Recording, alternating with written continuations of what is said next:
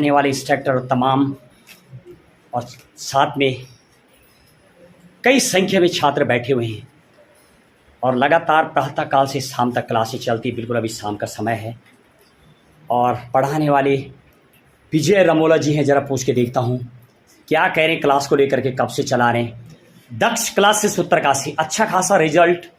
जब मेरी ground reporter team market का दौरा कर रही, कई जगह पर हम दौरा कर रहे हैं कोचिंग की, यदि मैं बात करूँ लगातार कई साल से रिजल्ट दे रहे हैं। रमोला जी आपका बहुत बहुत स्वागत है। रमोला साहब क्या बोलेंगे आप यहाँ पर जो लगातार शिक्षा में आपके द्वारा क्रांति लाने का जो प्रयास किया जा रहा, क्या ये पूरी क्रांति तेजी से फैल रही है या कहीं ये तो नहीं कि ये क्रांति सिर्फ समय तक होती है जब पोस्टें निकलती है?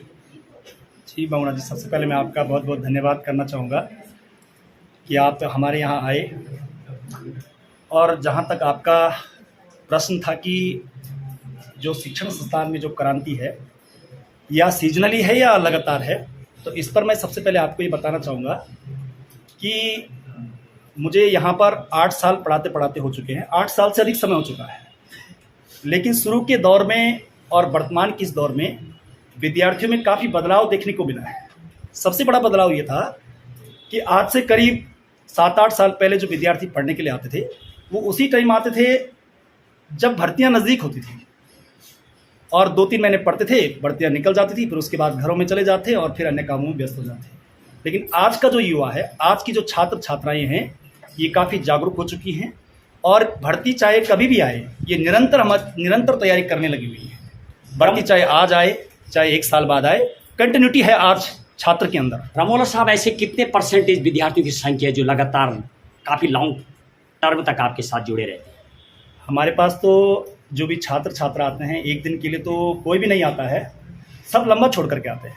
कम से कम 6 महीने साल भर के लिए तो प्रत्येक स्टूडेंट यहाँ पर आता है। बहुत कम इक्के दुक्के होते हैं जो 1 महीने या 1.5 महीने ही आ पाता है और वो भी उनकी घरेलू समस्याएं होती हैं, उस वजह से नहीं आ पाते। अच्छा रमोला जी, ऐसे भी जानने को मिलता है जब हम मार्केट में दौरा करें, बहुत सारी स्टूडेंट, शायद 40% से ज़्यादा विद्यार्थी मुझे ऐसे भी नजर आए जो एक कोचिंग से दूसरे कोचिंग में टप्पा लगाते, कभी दिशा में तो कभी दक्ष में तो कभी सक्सेस में। ये संख्या भी बहुत ज़्यादा है, ये वजह क्या है, क्या बताएंगे आप? अब इसमें तो असली वजह वही जानते होंगे जो इधर उधर जाते हैं। जहाँ तक जिन छात्र छात्राओं का हमसे परिचय है, जो हमसे कनेक्ट हैं, जो हमारे पास आ जाता है, वो कहीं दूसरी जगह जाने का तो नाम ही नहीं लेते हैं। हम अपनी तरफ से पूरी तैयारी करवाते हैं और 100% रिजल्ट दे रहे हैं और अभी देंगे भी। रमोला साहब आपकी जो टीम है जी, धर्मपाल जी आपके साथ हैं जी, पयाल साहब हैं, बहुत स्ट्रॉन्ग टीम। लगभग टोटल कितनी टीम आपके साथ पढ़ाती हैं आप? जी, हमारी जो टीम है यहाँ पर, टीम हमारी 2 प्रकार की है। एक परमानेंट टीम है, राइट, और एक ऐसी टीम है जिसकी आकस्मिक आवश्यकता पड़ती है टाइम बीइंग के लिए, जब पोस्टें आती जब पोस्टें आती है। अच्छा ये बताएं आप, अमूमन रमोला साहब जो आप तैयारी करवाते हैं जी, वो किस कैटेगरी के, एसएससी लेके एलटी को, ये सब क्या है, मतलब किस बमना जी मैं आपको बता दूं कि हमारे यहाँ जो तैयारी होती है, उत्तराखंड में जितने भी राज्य लोक सेवा आयोग का हो या संघ लोक सेवा आयोग का हो या फिर कर्मचारी चयन आयोग का हो, जो भी 1 दिवसीय प्रतियोगिता परीक्षाएं होती है, सभी प्रकार की तैयारियां हम लोग यहाँ पर करवाते हैं। और हमारी पूरी टीम इसको लेकर के बड़ी सिंसियर हैं और बड़े तन मन धन से सभी लोग जो हैं एक टीम के रूप में उभर करके सामने आए हैं और बहुत बढ़िया रिजल्ट हम लोग दे रहे हैं। रमोला साहब क्या मेरी बात, बहुत बहुत धन्यवाद आपके लिए। लगातार आपका प्रयास जारी, क्रांति लाने का आपका प्रयास। ऑनेस्टली आप बता रहे हैं कि वनडे एग्जाम पर मोस्टली आप फोकस करते हैं। कई जगह पर जब हम दौरा करते हैं देश का, चाहे जयपुर हो या हरिद्वार हो या हल्द्वानी हो या मैं कई जिलों की बात कर रहा हूँ इंडिया की, चाहे हिमाचल हो या राजस्थान, बहुत छोटे जिले, हिसार हो, कहीं वहाँ लिखा रहता है कि आइए यूपीएससी के एग्ज़ाम निकाले, पीसीएस के निकाले। क्या वास्तविक उन जगहों पर पॉसिबल है कि पीसीएस तक पढ़ाते होंगे, क्या लगता है? देखिए बंगुरा जी, कई बार क्या होता है कि हाथी के दांत दिखाने कुछ और होते हैं और कुछ काम कर रहे कुछ और होते हैं। तो हम लोग उन चीज़ों पर दिखावा नहीं करते, हम छलावा नहीं करते हैं व्यक्ति के साथ या छात्र छात्र के साथ। जो चीज़ नेचुरल है कि भाई हमारे पास इस टाइप की तैयारी होती है, हमारे पास इस तरह की फैकल्टी हैं और तमाम प्रकार के जितने भी जो सब्जेक्ट हैं अलग अलग तैयारियों के, चाहे वो एलटी का हो, चाहे वो लेक्चरर का हो, चाहे वो एनटी का हो, चाहे वो पीसीएस प्री को लेकर के हो, हमने अपने स्टाफ में सभी तरह की फैकल्टियाँ रखी हुई हैं और सब्जेक्ट वाइज जो है हम लोग छात्र अच्छा, छात्राओं को एसएससी guide- वगैरह का आप तैयारी करवाते हैं जी, क्या? एसएससी का भी पीसीएस वाले भी यहाँ पर मेन उन वाले हैं क्या? मेंस का तो सर होता है, लेकिन सीजनली होता है, मतलब ऐसा नहीं है, ऐसा परमानेंटली नहीं है। अच्छा, क्या आप मेरी इस बात से सहमत है? जब हम कई जगह पर दौरा करते हैं वास्तविक ही जी इस तरीके से लिखा होता है, लेकिन वो काफी टफ हो जाता है। आप शायद जब तैयारी करते हैं, पढ़ाते हैं, जी ये तो ऐसा टफ तो है ही, मेरे ख्याल से नामुमकिन है। उसमें एक एक टॉपिक होते हैं यूपीएससी की, यदि मैं बात करूँ जी जी या आईआईटी की बात कर रहा हूँ, आईआईटी भी not easy exam, so it is very hard to be the having that type of team work. चलो एनीवे, रमोला साहब, मैं ये बात कर रहा था, यहाँ पर आप देख रहे हैं, आप चाहें तो यहाँ पर बहुत कम फीस मिलती है, और मैंने तो स्वयं पढ़ा है, जो मैं जानता हूँ, और मैं तो बाहर भी पढ़ाता हूँ। अमूमन यहाँ पर छात्र ऐसा बहुत करता है, 12 तारीख को आता है, 17 तारीख को गांव चला जाता है, पूरा महीने खा डालते हैं, फीस भी नहीं देते, फिर भी आप पढ़ाते हैं। क्या पेड़ है आपके यहाँ पढ़ाने? पैसा ज़्यादा है, देहरादून तो पैसा है, फिर भी आप पढ़ा रहे हैं। आखिर what is the pain you are having to teaching over? क्यों आप यहाँ पढ़ा रहे हैं? जी भावना जी, ये तो आपने बहुत दिल की बात ले ली मेरी। ये आपने बहुत अच्छी बात कही है। यहाँ पर होता क्या है स्टूडेंट को लेकर के, कि बच्चा शुरू में आता है, 10-12 दिन पढ़ता है, और उसके बाद 10-12 दिन के बाद 1-2 दिन जो है, हो सकता है शादी विवाह में चल जाए, या घर में कोई घरेलू फंक्शन उस वजह से ना आए, और फिर 10-12 दिन बाद या 4-5 दिन बाद जब आता है तो बोलता है कि मैं तो सर 10-15 दिन आई नहीं या आया नहीं, तो मैं फीस किस हिसाब से दूँ? तो हमने तो पहले ही बहुत कम रखी हुई फीस, नॉर्मली फीस 600 रुपये है, कुछ बच्चे 500 भी देते हैं, कुछ बच्चे नहीं भी देते हैं। अच्छा, किसी बात फीस नहीं होती, कैसे कोऑर्डिनेट करते लेकिन हैं?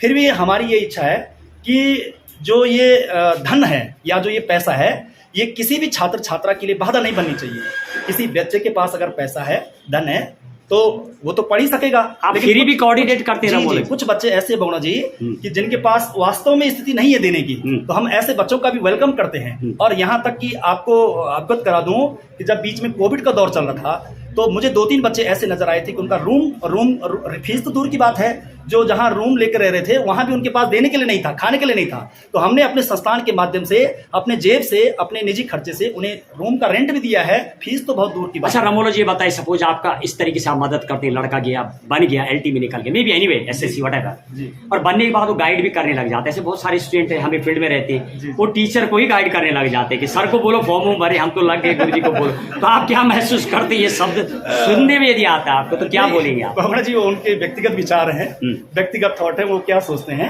लेकिन मुझे सपोज आपको सुनाई दे, तब आपको कैसे लगेगा? क्या रिएक्ट करेंगे आप? क्या बोलना चाहेंगे आप उस छात्र को? अब उस छात्र को मैं यही कहूँगा कि आप अपने विचारों को बदले।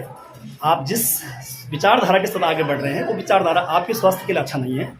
जो लोग आपको पढ़ा रहे हैं वो काफ़ी सारी तैयारी करके आ रखे हैं और काफ़ी मेहनत से आपके लिए काम कर रहे हैं। आपका ये कहना आपके लिए उचित रहेगा। बहुत बहुत धन्यवाद। अक्सर वो लोग ये करते हैं, देहरादून में जाके ज़मीन लेना, एक टुकड़ा गाड़ी का लोहा ले लेना, ये गाड़ी ले लेना, कोई समाज के लिए काम नहीं करते। शायद मैं ग्राउंड जीरो पे जब सर्वे करता हूँ। रमोला साहब, लास्ट क्वेश्चन, आपको जो अभी पढ़ा रहे हैं आप, क्या आपको लग रहा है आने वाले टाइम में जिस तरीके से यहाँ पर क्रांति है, बहुत फ्लो है, क्या ये आने वाले समय में कभी ऐसा समय आएगा जब यहाँ पर वास्तविक पीसीएस और यूपीएससी का फ्लो बन पाएगा? क्या डू यू थिंक, कितना टाइम लगेगा इसके? बिल्कुल बमड़ा जी, बिल्कुल ये प्लेटफॉर्म काफ़ी पहले तैयार हो चुका है और बिल्कुल अब उसका नतीजा आने लग गया है। आने वाले कुछ ही वर्षों में, आने वाले कुछ ही समय में, वैसे तो हमने पूरा तैयार करा हुआ प्लेटफॉर्म, लेकिन मेंस के लिए कुछ थोड़ी सी समस्याएं आ रही हैं। उस समस्याओं को भी हम तुरंत निराकरण कर रहे हैं और जल्दी जो है यहाँ पर यूपीएससी की जो मेंस की तैयारी होगी वो भी यहाँ पर देखने के लिए मिलेगी। रमोला जी, बहुत बहुत शुभकामनाएं आपके लिए है। रमोला जी, विजय रमोला जी लगातार क्लास ले, बहुत बहुत शुभकामनाएं दिल की गहराइयों से। और हमारे साथ है हरि सिंह राणा जी, जरा पूछ के देखता हूँ। हरि सिंह राणा जी, एमएलए का इलेक्शन लड़ा आपने, ब्लॉक प्रमुख रहे और 67 से आप पॉलिटिशियन रहे, कई मंत्री यानी मुख्यमंत्री हुए, केंद्रीय नारायण दत्त तिवारी से लेकर तमाम आपका फ्लो रहा है। और आज आप देख रहे हैं दाईं तरफ शायद असंख्य में बच्चे बैठे हुए हैं, कई महिला इवन शादीशुदा भी पढ़ने के लिए आ रही है। आप अंदाज़ा लगाइए, दूर से आते हैं, कई जगह बाधाएं भी होती है, सड़कें टूटती हैं, पहाड़ धंसते हैं, रोड ब्लॉक हो जाते हैं, इसके बाद भी पढ़ने। बहुत बहुत बधाई की बात रही महिलाएं। आप अपने शब्दों में क्या बोलना चाहेंगे राणा जी? बहुत बहुत स्वागत आपका। क्या कहना चाहेंगे? प्रथम तो आप रमोला जी को आपको धन्यवाद, और आपका भी मैं धन्यवाद देना चाहता हूँ। आपने मेरे को यहाँ अवसर दिया। क्या बोलेंगे आप इन विद्यार्थियों को, खासतौर पर बहुत सारे युवा हैं? हमारे बच्चे जो हैं, सबसे पहले तो मैं अपना परिचय दे दूँ।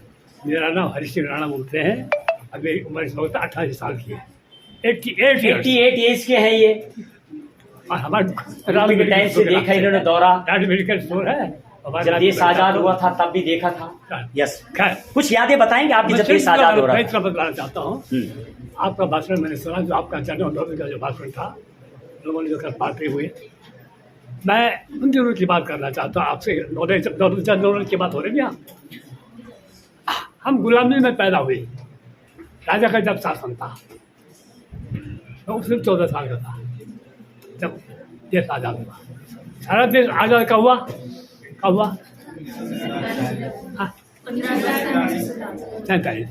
तो टीवी सरकार से 49 हुआ, हो गया, ठीक है। तो हम लोग वो दशा थी हमारी, प्राइमरी जो प्राइमरी स्कूल, उसके इम्तहान देने के लिए हम टिहरी गए थे। मैं अपनी बात कर रहा हूँ। आज का 8th है, बाद में किलर नूडल बोलते थे, उसका भी हमने टिहरी दिया, पैदल चल करके बर्फी का बकरी का आता था। चंद का इम्तहान दिया, वही कर दिया। कहने का मेरा तात्पर्य है, आप लोग स्वर्ग में हैं, स्वर्ग में है बहुत। राणा जी, रमोला जी के लिए कुछ क्योंकि- बोलना चाहेंगे टीम के लिए? क्योंकि आपके लिए सब सुविधा है, हमारे को कोई सुविधा नहीं, कोई सुविधा नहीं। हम लोग ड्यूटी लेकर के आते थे लोग, मास्टर तो कहीं का दूर का नाम नहीं था, बस बात कर रहा हूँ इसलिए। हम लोग थोड़ा सा राजनीति में रहा, थोड़ा छोटी मोटी नगर पालिका में रहा, फिर प्रधान बना, फिर प्रमुख बना, एनर्जी का चुनाव लड़ा, विधायक का चुनाव 2002 का प्रथम उत्तराखंड का। खैर लंबी बात, छोटी बात। बहरहाल है। इनको क्या बोलेंगे आप आशीर्वाद के हम रूप में? कहते हैं कि हमारे बच्चों को जो हमारे आज जो एक इच्छा है, पढ़ने की शक्ति है, मैं बोलता हूँ ये तो पढ़नी चाहिए, फिर पढ़नी पड़ेगी। जैसे आप अभी बहुड़ा जी पिक्चर दे रहे थे, बहुड़ा जी जब कह रहे थे यहाँ की जो सफलता बता रहे हैं, मुझे बड़ा बहुत खुशी हो रही है। आपने मुझे यहाँ पर बुलाया, हमारे बच्चे हैं होने वाले, हमारी भविष्य है आप लोग, तो इनकी मेहनत तो हमारे आज उत्तराखंड में देखो जब कंसवाद नहीं बनती,